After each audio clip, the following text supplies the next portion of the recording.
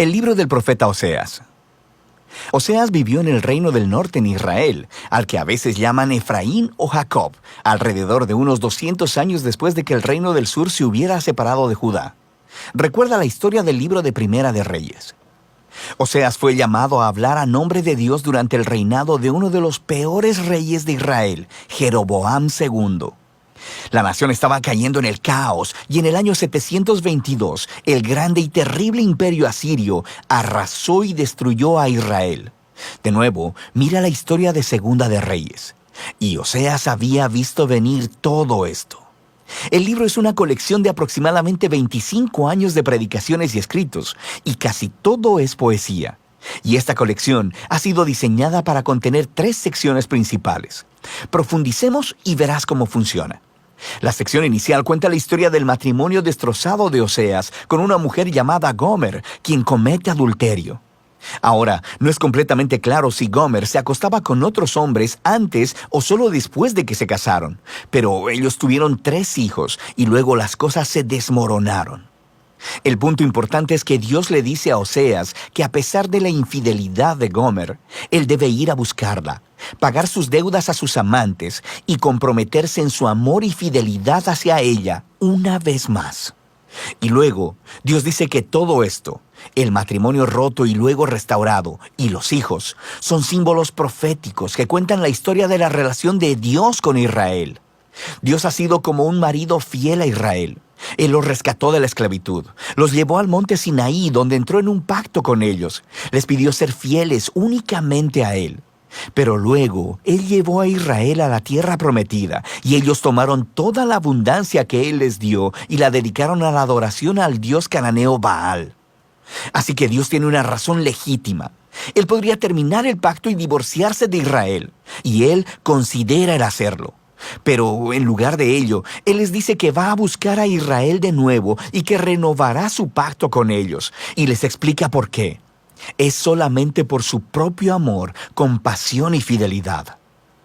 Después, Oseas describe lo que todo esto significa.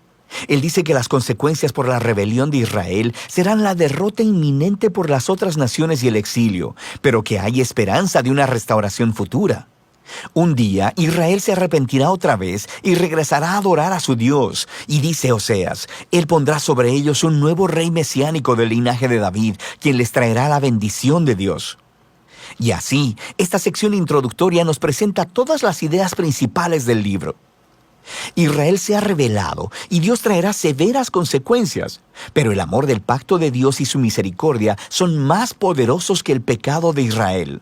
Así que en las secciones restantes del libro, la poesía de Oseas desarrolla estos temas con mayor profundidad.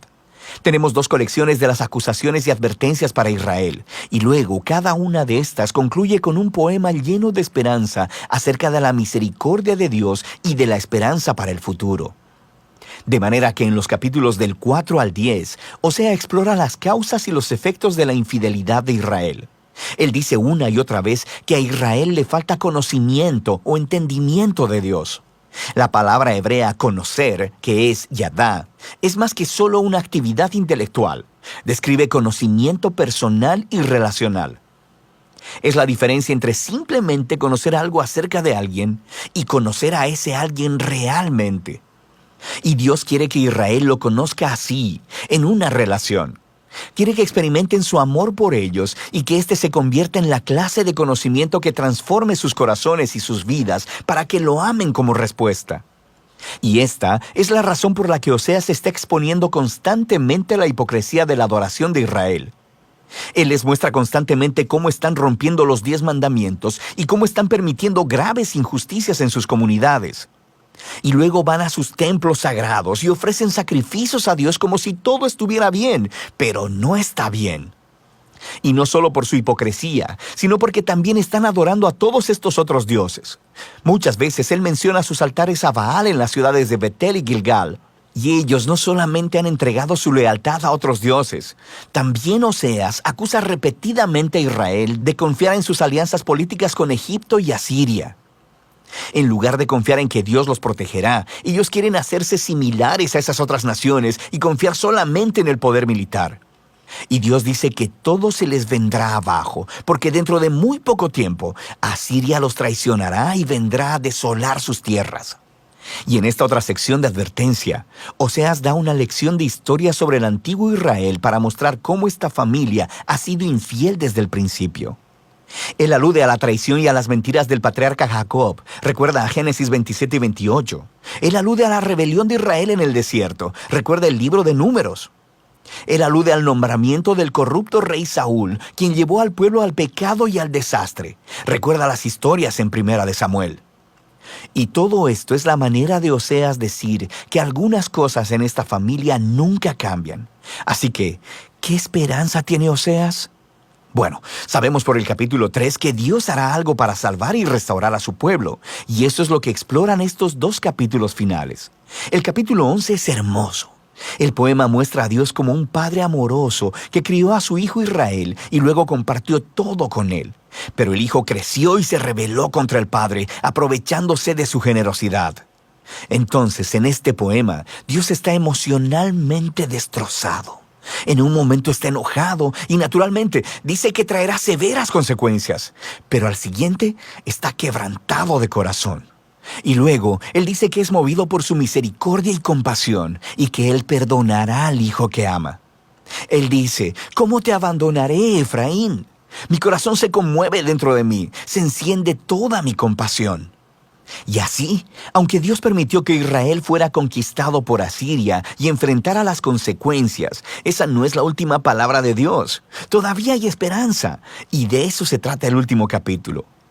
Oseas llama a Israel a arrepentirse y a volverse a su Dios, pero él sabe que no durará porque nunca lo ha hecho antes. Y Dios dice que un día Él sanará su apostasía y les amará generosamente. Dios continúa describiendo a este nuevo y restaurado Israel como un árbol frondoso que tendrá raíces profundas y amplias ramas, y le ofrecerá sombra y fruto a todas las naciones. Es una imagen de la promesa de Dios a Abraham, de cómo Israel se convertirá en una bendición a las naciones.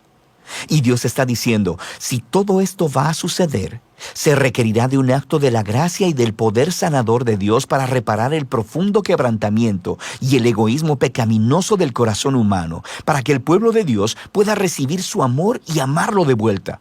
Eso es lo que Dios promete hacer. Ahora, después de este poema encontramos las últimas palabras del libro. Son como una nota añadida. Probablemente son del autor que reunió la poesía de Oseas y ahora quiere hablarte a ti, al lector, por un momento. Y él dice, ¿quién es sabio y prudente para entender todo esto? En otras palabras, los poemas de Oseas.